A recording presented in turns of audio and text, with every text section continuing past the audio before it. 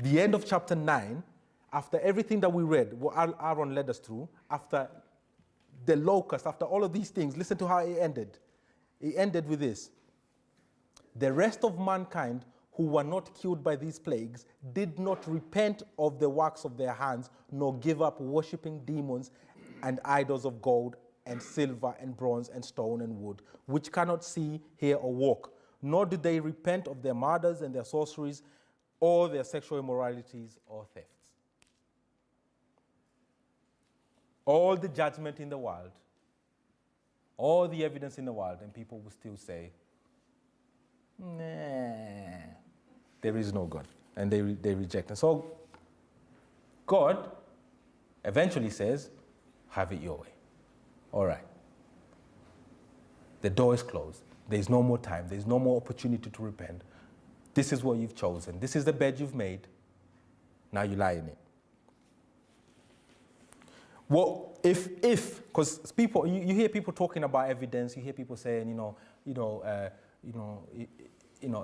if God gave me evidence, I would believe, all of this kind of stuff, right? If that was true, if that was true of everybody, do you know what we will be seeing in chapter 10 and in the book of Revelation after all these judgments? We should be seeing people in a rush to get into heaven. That's what we should be seeing.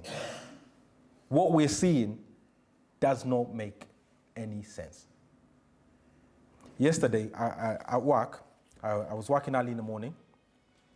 I'm driving down Kingston Road, which goes from Tolworth to Epsom. Okay? It's early in the morning, it's very quiet, no traffic on the road. All the lights in the houses are off. People are still in bed. It's a Saturday morning. I'm driving, I see this huge pillar of smoke, cloud of smoke, really thick black smoke, just rising from a distance. I see it, and it's got sparks of fire. And I'm just thinking, wow, okay, there's a big fire somewhere. I get close, and it's coming from a flat.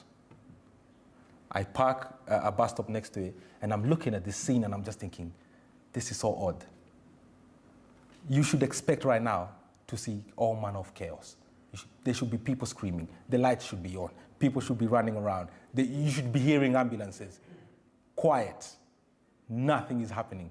And I'm just sitting there thinking, maybe these guys are still asleep, and maybe even, because the smoke was so thick, maybe the smoke has choked them, and I'm thinking, I'm just about to call the police, because we have like a system you can call the police from the bus. I'm just about to do that, and I noticed one of the doors open a little bit. And there's this lady, you can see her moving around in there, and I'm just thinking, why is she not coming out? Why? She was so calm. It was ridiculous how calm these people are. Eventually they come out. It's a young family with 2 small kids and a little chihuahua, right? But I'm telling you, they were so calm, it just did not look right.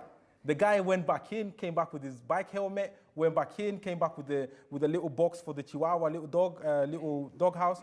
I'm just thinking, and then the kids were dressed in, like those onesies that you wear in the winter. And I'm thinking, you've taken time to dress these kids. The smoke was huge, right? And the scene just did not make sense. This scene doesn't make sense. The world is on fire. The world is collapsing. And people are just going about. People are waking up and going to work on Monday. People are still making plans of how they're going to become the manager of their company. People are still just going about their normal day, their normal life as if everything is normal. Everything is not normal.